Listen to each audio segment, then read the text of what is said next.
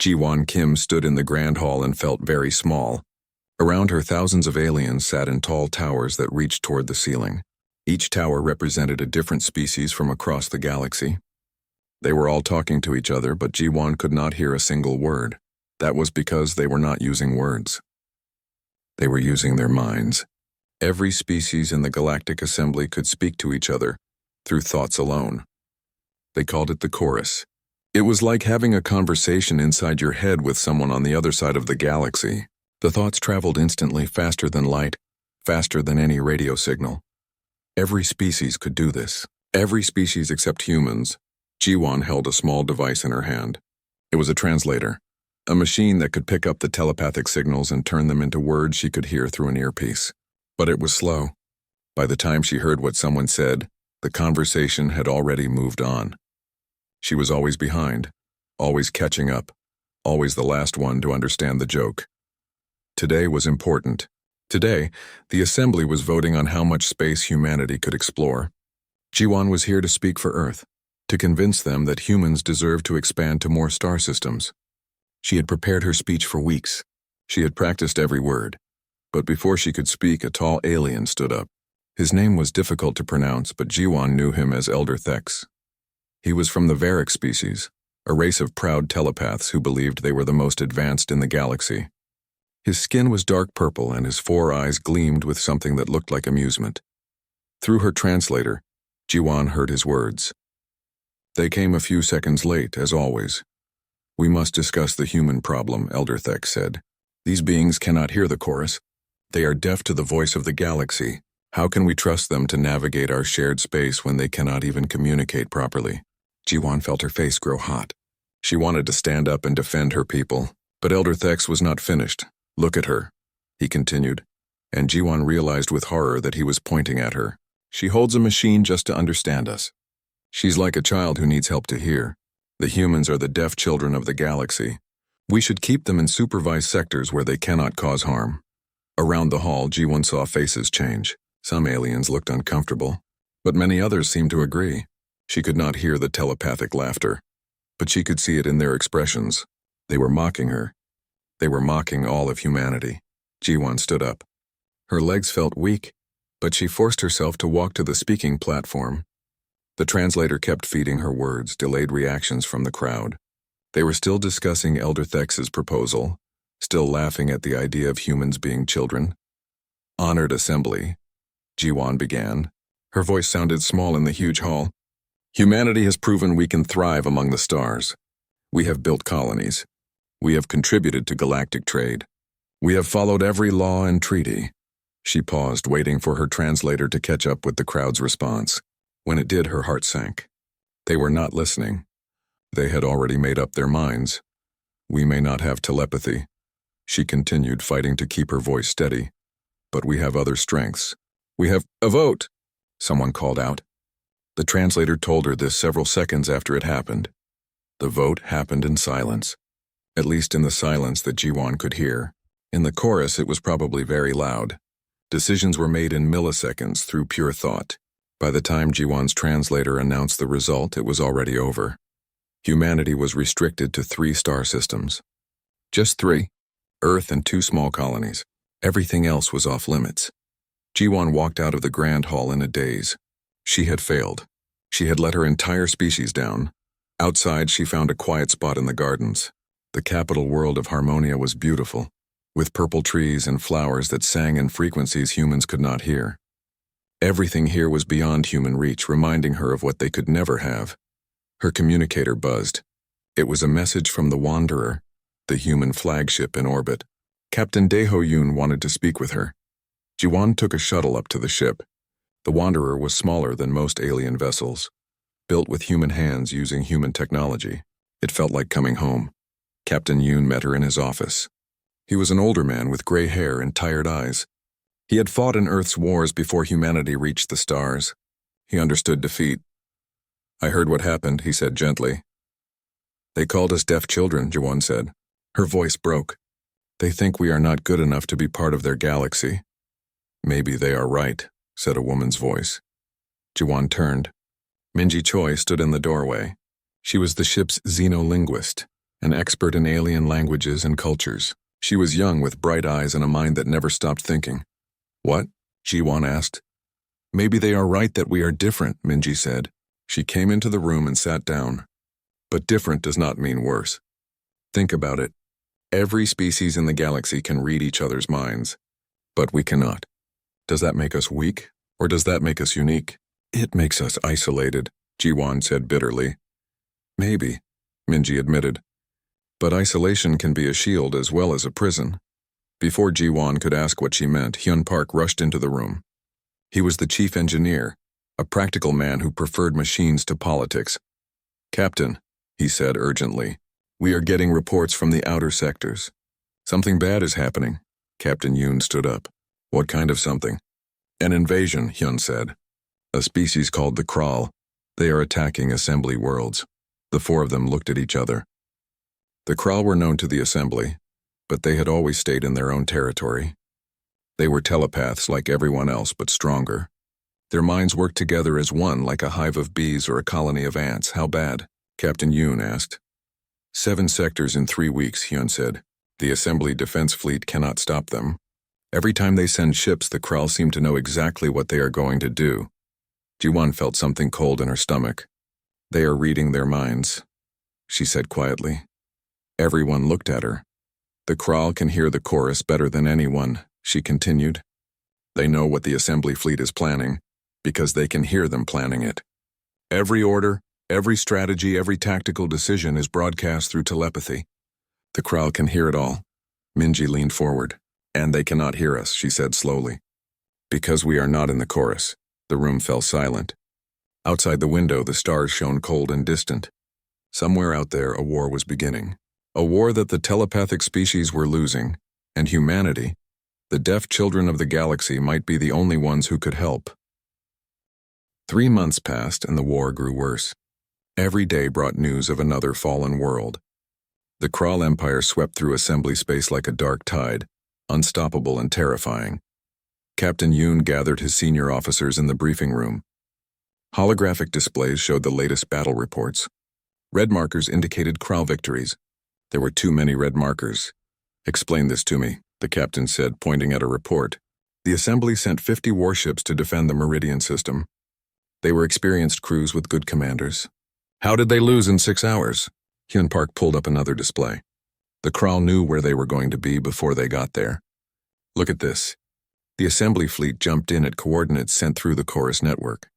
The Kral were already waiting with mines and ambush ships. The Kral intercepted their communications, Minji said quietly. She had been studying Kral culture and history for weeks. Their hive mind is incredibly powerful. They do not just hear the chorus like other species. They can listen to specific thoughts from specific beings. They can pick out tactical plans from the background noise of a billion telepathic conversations. Jiwon felt sick. So every time the assembly makes a plan, the Kral know about it? Worse than that, Hyun said. He brought up a recording from a surrendered assembly ship. They can put thoughts into people's heads. False orders. False information. Commanders think they are receiving legitimate commands through the chorus, but it is really the Kral confusing them. The recording played. It showed a Varix admiral on the bridge of his flagship.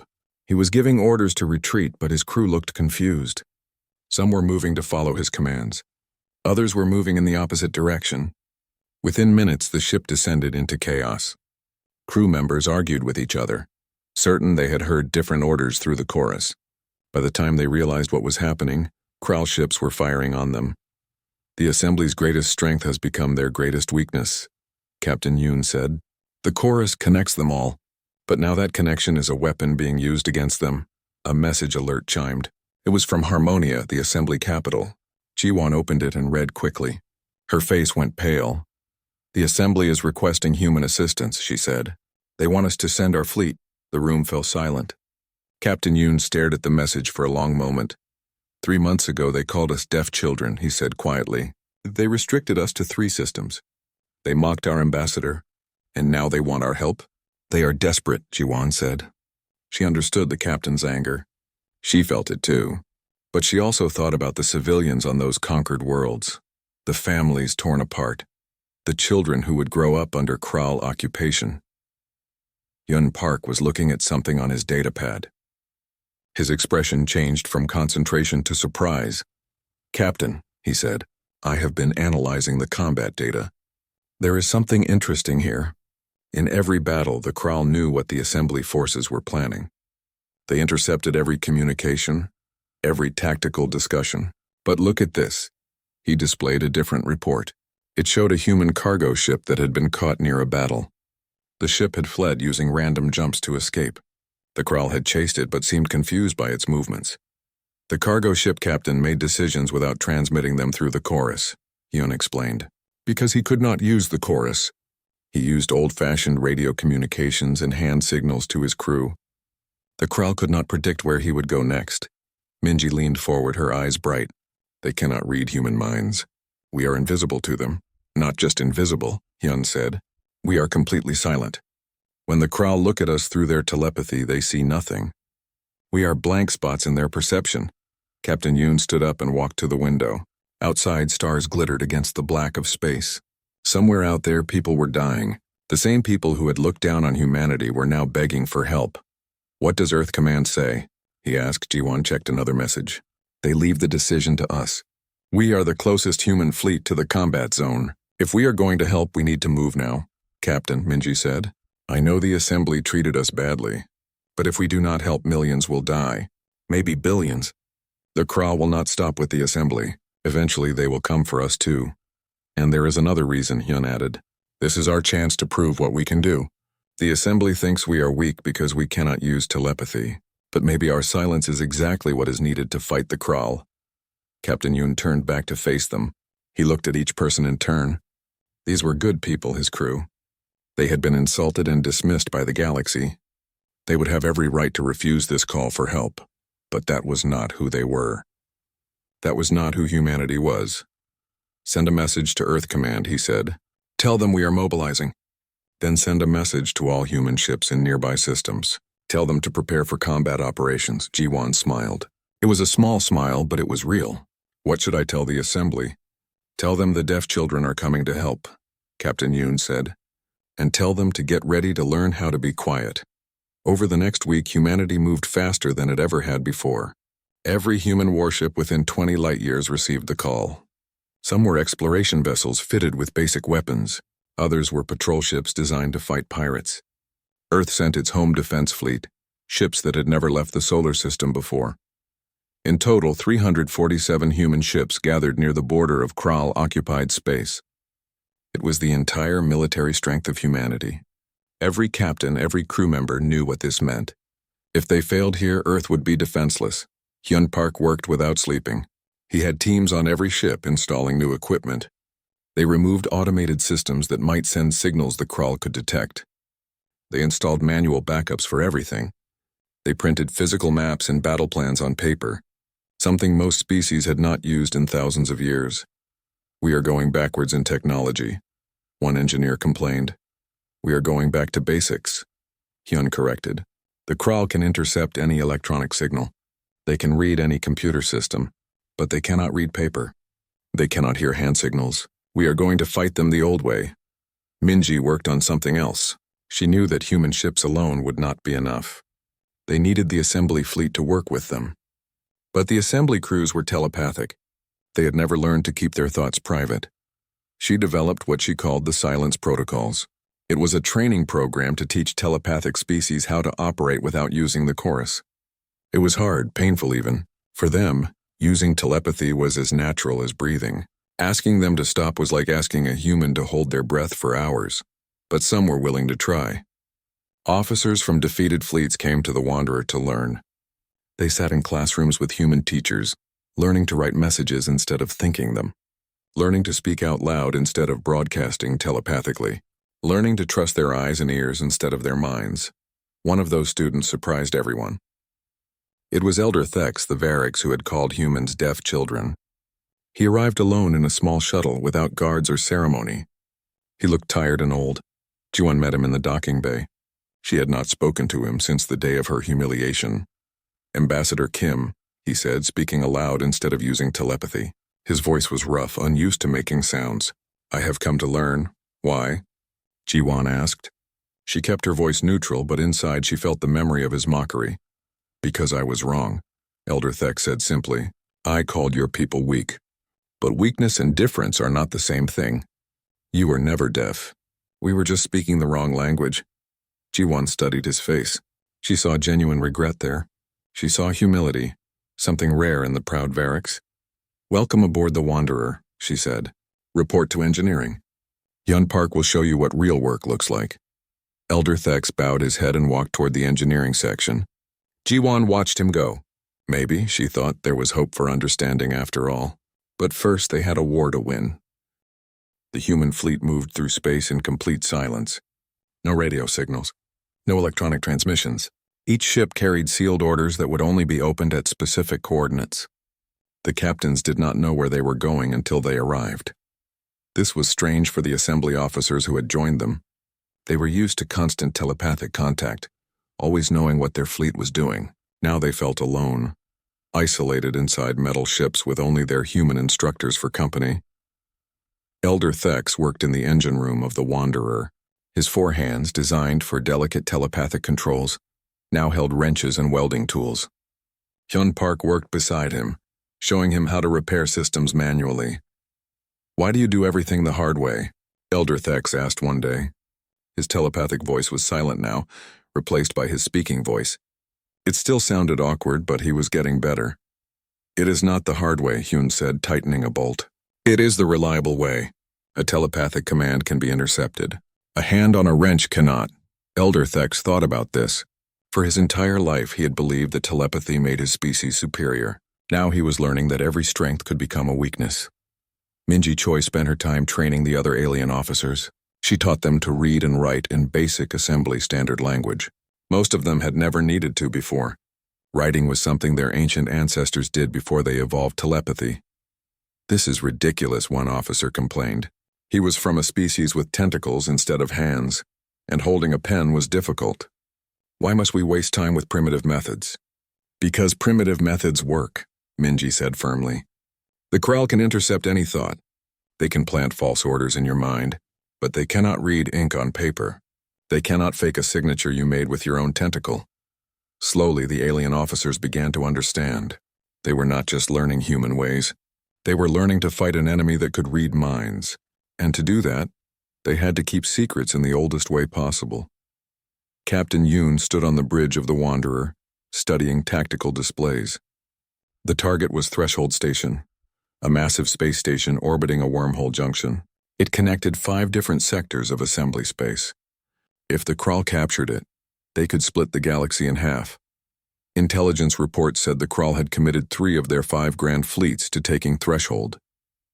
Over 2,000 ships surrounded the station.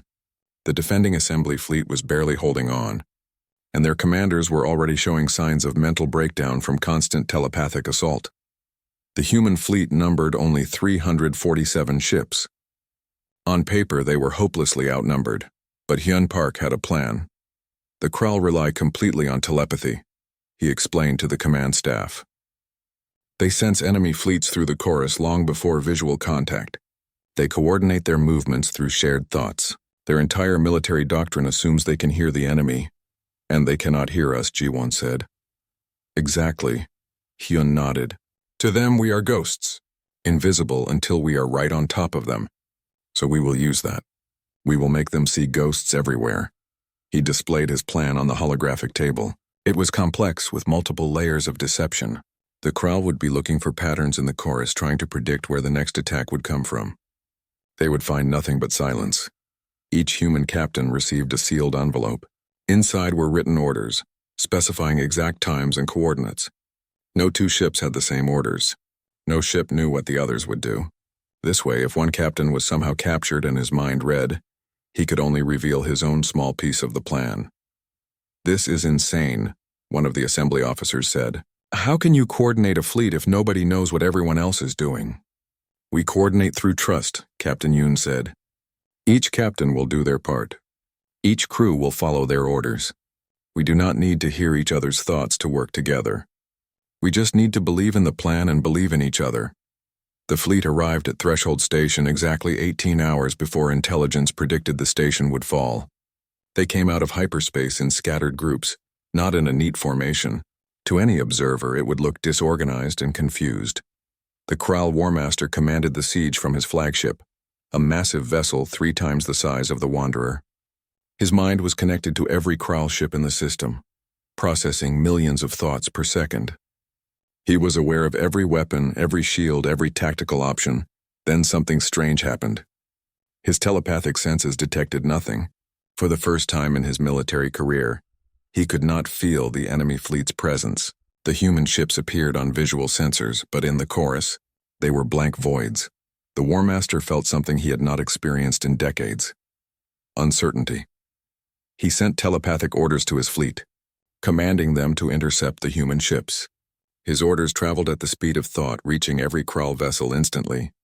The Kral fleet began to move, repositioning to engage the new threat. But the human ships were not where he expected them to be. They had changed course the moment his fleet started moving, executing orders that had been written down days ago. The Warmaster tried to predict their movements, searching for the telepathic signals that would tell him what they planned to do next. He found nothing. Only silence. Human ships appeared behind his formations, firing railguns and missiles. Before he could respond, they jumped away to new positions. More human ships appeared on his flanks, then more from above. Each group attacked and retreated before he could coordinate a response. The Warmaster tried to split his attention, commanding different parts of his fleet to respond to different threats. But the human attacks were too random, too unpredictable. There was no pattern for him to find, no strategy for him to counter. Inside the Wanderer, Captain Yoon watched the battle unfold. Each human captain was following their written orders perfectly. 3 squadrons attacked from the north, drawing Kral ships away from the station. When the Kral fleet moved to intercept, those squadrons retreated, leading the enemy into overlapping fields of fire from Threshold's defense platforms.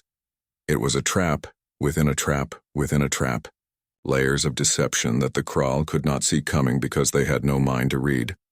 "They are panicking," Hyun reported from his station. "The Kral fleet is breaking formation.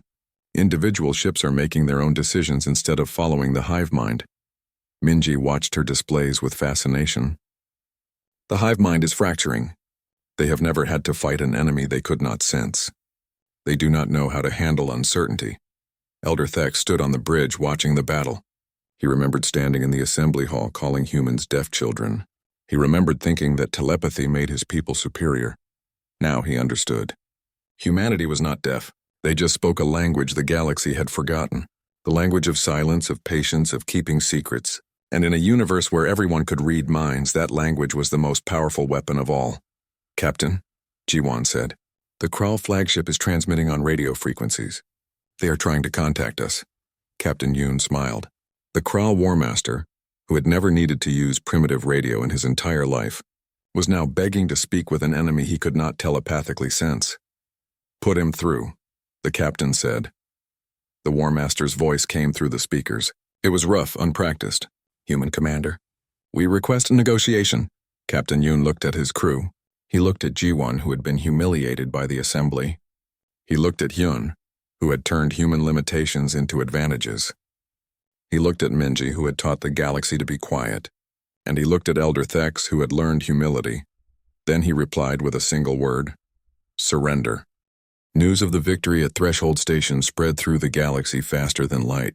In the Chorus network, billions of telepathic beings shared the impossible story. The humans, the species without mental voices, had defeated the mighty Kral Empire. But the war was not over. The Kral still controlled 7 sectors of assembly space. Millions of beings lived under their occupation, their thoughts monitored constantly by the hive mind. Every day brought news of resistance fighters captured, their plans read from their minds before they could act. The assembly called an emergency meeting. This time they asked Jiwon to lead the discussion. She stood in the grand hall where she had once been mocked, but now the 1,000 towers were quiet. Everyone wanted to hear what the humans had to say. "We can liberate the occupied sectors," Jiwon said, speaking clearly into the silence. "But we cannot do it alone. We need the assembly fleet to work with us. And to do that, you need to learn our ways." "You want us to give up telepathy?" someone asked. The question came not through the chorus but spoken aloud. The assembly was already learning. "Not give it up," Jiwon explained, "but learn to control it. Learn to keep your thoughts private when you need to. Learn to communicate without broadcasting every plan to an enemy who can hear you. Elder Thex stood up. His presence surprised many. The proud Variks who had once called humans inferior now spoke in their defense. I have trained with the humans, he said. I have learned their silence protocols. It is difficult. It is painful. But it works. The Krall cannot defeat an enemy they cannot hear. Ambassador Kim speaks the truth. We must learn from humanity or we will lose everything. The vote was unanimous. Every assembly species agreed to send officers for training. Minji's small classroom on the Wanderer became a galaxy-wide academy. Thousands of telepathic beings learned to write, to speak, to keep secrets. Over the next 6 months, the liberation campaign began. Human ships led mixed fleets into Krall-controlled space. Each fleet operated under strict silence protocols. Officers carried written orders in sealed envelopes. Communications happened through physical signals and coded messages, never through telepathy. The Krall could not understand what was happening. Everywhere they looked, they saw silence. Enemy fleets appeared without warning. Their telepathic surveillance was useless against opponents who kept their thoughts locked away. Captain Yoon led the campaign to liberate the Drexen system, a heavily populated sector that had been under Krall control for 4 months. The operation required perfect timing and absolute secrecy. His fleet included 30 human ships and 70 assembly vessels. The assembly crews had trained hard, learning to suppress their telepathic instincts. But Yoon knew the Krall would be expecting them. The question was where. Hyun Park had designed a strategy he called the Silent Storm. Multiple small groups would attack different targets simultaneously. The Krall would not know which attack was real and which was a diversion. By the time they figured it out, it would be too late. The operation began at midnight, Drexen local time. 15 different human-led groups jumped into the system at 15 different locations. Each group attacked a different military installation. The Krall forces tried to respond, but they could not coordinate properly without knowing where the main threat was coming from. The real attack came from a direction the Krall never expected. A small group of human ships led by the Wanderer approached the planet's moon where the Krall had built their command center. They came in slowly, using the moon's shadow to hide their approach. The Krall sensors detected nothing unusual. The human ships had shut down all but essential systems. They drifted like debris, cold and silent. When they were close enough, they powered up their weapons and struck. The Krall command center was destroyed in minutes. Without it, the occupation forces lost coordination. Individual Krall ships found themselves isolated, unable to form a unified hive mind. Many surrendered. Others fled the system entirely. By dawn, Drexen was free. Similar victories happened across the occupied sectors. The Krall Empire, which had seemed unstoppable just months before, was collapsing. Their military doctrine relied entirely on telepathic superiority. Against an enemy that could keep secrets, they were helpless. But Jiwon knew that military victory was not enough. The galaxy needed lasting peace, not just the end of one war. She began working on something that had never existed before, a treaty that respected mental privacy. She met with Krall representatives in neutral space. The meeting was strange. Krall beings had never negotiated with anyone before. Their hive mind usually absorbed or destroyed other species.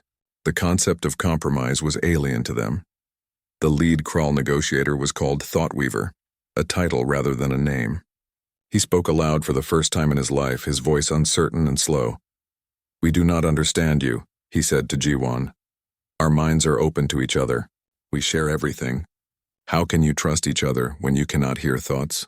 "We use something called privacy," Jiwon explained. "Our thoughts belong to us alone. We choose what to share and what to keep private. Trust comes from actions, not from reading minds." Thoughtweaver struggled with this concept. His entire existence was built on the hive mind, on shared consciousness. The idea of keeping thoughts private seemed wrong, even frightening. "But how do you know someone is telling the truth?" he asked. "Sometimes we do not," Jiwon admitted. "Sometimes people lie. Sometimes they break promises. But that is part of being an individual. You have the freedom to make your own choices, even wrong ones." Hyun Park joined the negotiations, bringing technical solutions. He had been working with Krall engineers on a device they called a thought shield. It allowed hive mind species to temporarily disconnect from the collective consciousness when they needed to. It is not perfect, Hyun explained, but it gives you the ability to think privately when necessary.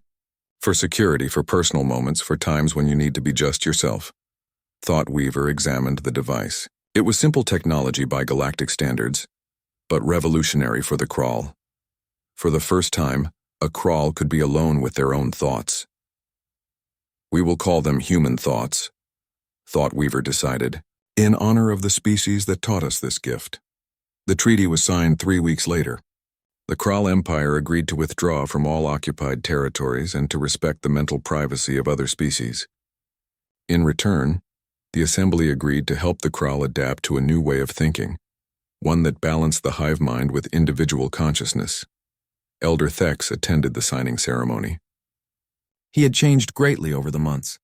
His arrogance was gone, replaced by genuine humility. He approached Jiwon after the ceremony. "Ambassador Kim," he said, "I owe you an apology. When I called your people deaf children, I was blind to my own ignorance. You have taught the galaxy more than military tactics. You have taught us the value of silence, of privacy, of keeping our own counsel." Jiwon smiled. "Elder Thex, you learned those lessons faster than most. That takes courage." "I have written something," Elder Thex said. He handed her a physical document, paper bound in leather. "My people call it the Silent Manifesto. It explains why telepathy, for all its benefits, made us weak. We relied on it too much. We forgot that some thoughts are more powerful when kept private." Jiwon accepted the document. She knew this would become famous, a turning point in galactic history, the day a proud telepathic species admitted that the quiet humans had something to teach them. That night, Captain Yoon gathered his senior staff for a quiet dinner. They had won the war, secured peace, and earned the respect of the galaxy, but they were tired. "What happens now?" Minji asked. "Now we teach," Jiwon said. "The galaxy wants to learn from us. We need to establish proper academies, training programs, cultural exchanges. And maybe," Captain Yoon added, "we get to explore more than 3 star systems now." They all laughed. It felt good to laugh. They had come so far from that day in the assembly hall, when Jiwon stood alone and humiliated. They had proven that being different was not the same as being weak. They had shown that silence could be stronger than the loudest voice. Outside the window, stars glittered in the darkness. Somewhere out there, human colonies were growing. Human ships were exploring. Human teachers were sharing their unique perspective with a galaxy that had finally learned to listen. The quiet ones had spoken, and the galaxy had heard. 2 years after the war ended, the Grand Convergence met again on Harmonia. But the hall looked different now. Between the ancient 1,000 towers stood new structures made of steel and glass. Human-style communication stations filled the spaces, equipped with screens, speakers, and physical interfaces. For the first time in assembly history, every debate would be conducted both telepathically and verbally. It was slower than pure telepathy, but it was also more thoughtful, more deliberate, and most importantly, it was more private. Jiwon Kim walked through the halls without her translator device. She did not need it anymore. The assembly had learned to speak aloud, to use their voices as well as their minds. She was no longer the outsider trying to catch up with conversations. She was an equal participant. Today was special. The assembly was voting on a new position, High Coordinator, a leader who would help guide the galaxy into this new era of mixed communication. And Jiwon had been nominated. She stood in the grand hall where she had once been humiliated. Elder Thex stood beside her as her sponsor. It was a remarkable change from that terrible day when he had called humans deaf children. "Honored Assembly," Elder Thex began, speaking clearly into the silence. 2 years ago, I stood in this hall and made a terrible mistake. I judged humanity by what they lacked instead of what they possessed. I called them weak when they were actually strong in ways I could not understand." He paused, letting his words settle. Around the hall, thousands of beings listened, some telepathically, some with their ears, many with both. "Ambassador Jiwon Kim taught us that silence is not weakness," Elder Thex continued. "She showed us that privacy is not isolation. She proved that being different can be a strength. I nominate her for High Coordinator because she understands something the rest of us are still learning. That unity does not require uniformity." The vote happened in both the traditional way and the new way. Thoughts flowed through the chorus, but voices also spoke aloud. When the count finished, the result was unanimous. Jiwon Kim would be the first non-telepathic high coordinator in galactic history. Jiwon stood at the speaking platform, looking out at the assembled species. She thought about all the times she had felt inadequate, different, less than the telepathic beings around her. She thought about her crew on the Wanderer, who had turned humanity's limitation into an advantage. And she thought about what she wanted to say. "I accept this honor," she began, "but I want to be clear about something. I am not here because humanity is better than other species. I am here because we are different. And the galaxy is stronger when it embraces differences instead of fearing them." She looked around the hall, making eye contact with as many beings as she could. "When I first came to this hall, I felt ashamed of my silence," she continued. "I thought it made me inferior. But I learned something important. Being quiet gave me time to listen. Being unable to broadcast my thoughts gave me time to consider them carefully. My limitation became my teacher. Now we all understand this lesson. Telepathy is a wonderful gift, but like any gift, it can be misused. The Krall showed us that. They use their powerful minds to control and dominate. But you can also choose to use telepathy wisely. With respect for privacy and individual thought," she paused, letting her words resonate through the hall. "As High Coordinator, I will work to build a galaxy where every species contributes their unique strengths, where telepaths and non-telepaths work together, where silence and the chorus exist side by side, where being different is celebrated, not mocked." The hall erupted in both telepathic celebration and spoken applause. It was a beautiful mixture of communication styles, proof that different methods could coexist. After the ceremony, Jiwon found Captain Hyun Park, and Minji Choi waiting for her in a quiet garden. They were the people who had stood by her from the beginning, who had believed in humanity when the galaxy did not. "High Coordinator," Captain Yoon said with a smile. "That sounds important." "Too important," Jiwon laughed. "I am going to need help. Good thing I know the best crew in the galaxy." "The Wanderer is getting old," Hyun said. "Maybe it is time to retire her. Make her a museum or something." "A museum sounds perfect," Minji agreed. "Future generations should see the ship that changed the galaxy. The ship that proved silence could be stronger than any telepathic broadcast." They stood together, 4 humans who had survived mockery and war, who had taught the galaxy a new way of thinking. Around them, the gardens of Harmonia bloomed with flowers from 1,000 worlds. The galaxy was vast and diverse, and now it was learning to appreciate that diversity. Minji Choi watched as the Institute of Quiet Communication opened its doors on Earth. Students from every corner of the galaxy came to learn human methods of communication. They studied written language, coded messages, sign language, and information security. The curriculum included ancient human texts on keeping secrets, on psychological operations, on the art of saying much with few words. Telepathic beings who had never needed these skills before now found them essential for modern life. One day, a young Krall student approached Minji with a question. The student wore a thought shield device, enjoying the strange freedom of private thoughts. "Teacher Choi," the student said, "my parents do not understand why I want to learn human communication. They say the hive mind is sufficient, but I feel like I am discovering something important. Is that wrong?" Minji smiled. "It is not wrong to want both. You can appreciate the hive mind and still value private thought. You can love your connection to others and still need time alone. The goal is not to choose one or the other. The goal is to have the freedom to choose." The student nodded slowly, understanding dawning in their eyes. That was what humanity had given the galaxy: choice. The choice to share or to keep private, the choice to speak or to stay silent, the choice to connect or to reflect alone. 20 years passed. Captain Daeho Yoon stood on the bridge of the Wanderer one last time. The ship had been decommissioned and would soon open as a museum. Tourists would walk these corridors, marveling at the primitive technology that had won a war.